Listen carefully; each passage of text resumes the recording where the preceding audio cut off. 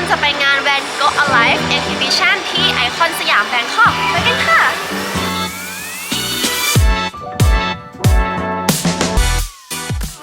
สวัสดีค่ะโรสนะคะจากช่อง Rose Space ก่อนอื่นเลยเราจะต้องยื่นตั๋วเข้างานที่จุดลงทะเบียนหน้างานก่อนนะคะพื้นที่จัดแสดงเนี่ยจะแบ่งออกเป็น3โซนหลักๆก็จะต้อนรับด้วย Exhibition Zone ที่มีนิทรรศการชีวประวัติของแวนโกะผลงานที่เป็นไฮไลท์และเรื่องราวที่เกี่ยวข้องกับผลงานนั้นๆมีการจำลองห้องนอนของแวนโกะซึ่งก็คือห้องเดียวกันกับผลงาน The Bedroom ในปีค.ศ. 1889 แสดงให้เห็นการตกแต่งภายในห้องนอนของเขาใน Yellow House ในเมืองอัลส์ประเทศฝรั่งเศสที่เขาอาศัยอยู่ณช่วงหนึ่งจะสังเกตว่าสิ่งของต่างๆเช่นกรอบรูปเก้าอี้ประตูจะอยู่กันเป็นคู่ๆเพื่อลดความเหงาและความเดียวดายของแวนโกะลง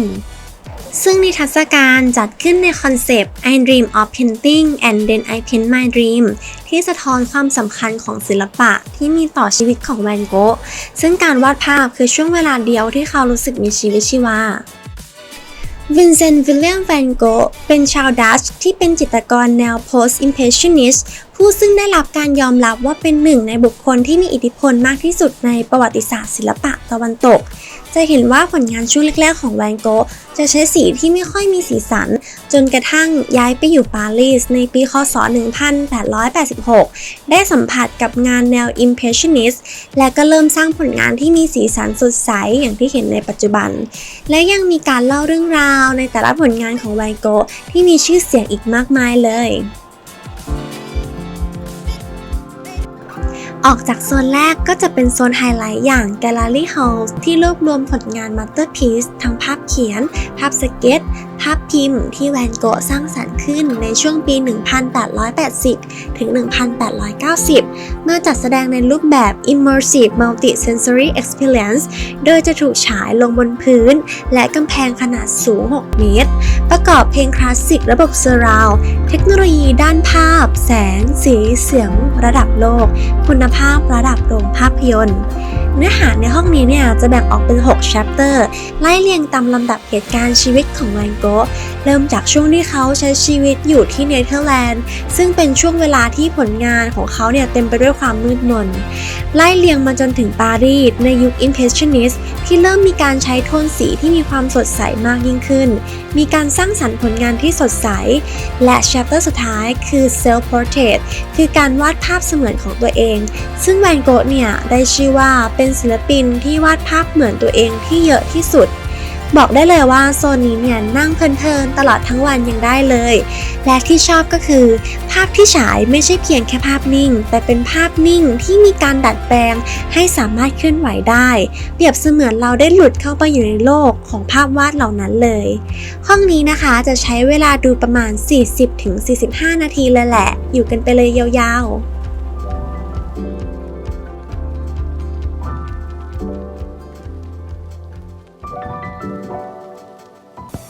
ไปต่อกันที่โซนที่3 Van Gogh Old Town แบ่งเป็น4ธีมคือ Field Starry Night Countryside และ Garden เหมือนหลุดเข้าไปอยู่ในผลงานอันโด่งดังของแวนโกะด้วยการจำลองดิสเพลย์ด้วยการสร้างสรรค์ของศิลปินชาวไทยมีการจำลองห้องตามผลงานที่ชื่อว่า Sunflowers โดยเป็นหนึ่งในผลงานที่ชื่อเสียงมากที่สุดดอกไม้ทานตะวันมักจะมีสื่อถึงความจงรักภักดีและการอุทิศของตนเองซึ่งเป็นตัวแทนของพลังและความงามของงานศิลปะของแวนโกะค่ะ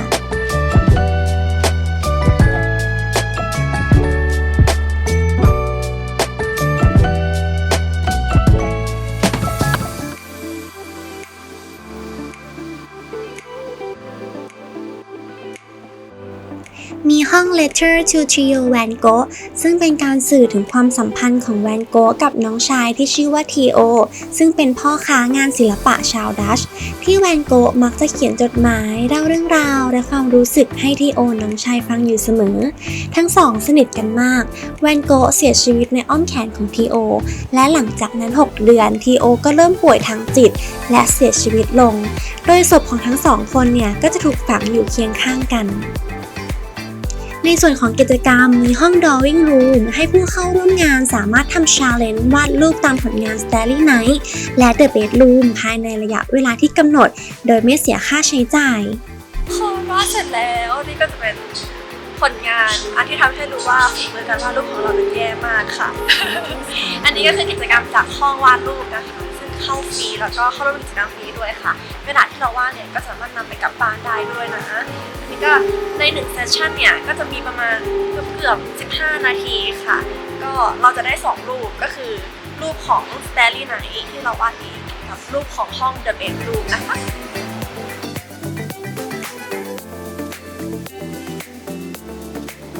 อีกทั้งยังมีห้อง Art Classroom ให้วาดรูประบายสีที่จะมีผู้เชี่ยวชาญสอนลงสีด้วยนะคะ ซึ่งถ้าเกิดมีพื้นฐานมาก่อนสตาฟก็อาจจะไม่แนะนำนานๆทีถ้าเกิดไม่มีพื้นฐานสตาฟก็จะมีเรียกดาวคร่าวๆให้ทำเช่นแบบนี้ครับก็จะมีอย่างสเต็ปแรกอาจจะเป็นลงสีดูก่อนสเต็ป2เริ่มสีแล้วสเต็ป3เริ่มสีไปคอยที่สตาฟก่อนจะดูให้ สำหรับกิจกรรมถัดมาคือห้อง AI Interaction Room จะเป็นการใช้ AI หรือ Artificial Intelligence มา generate ภาพวาดสไตล์ผลงานของแวนโกะซึ่งผลงานที่ออกมาก็ถือว่าสวยมากๆค่ะ และยังสามารถอัปโหลดรูปเก็บลงมือถือของเราได้ด้วยนะ เป็นของฝากกลับบ้านไปเลย อีกหนึ่งจุดน่าสนใจคือแวนโกะคาเฟ่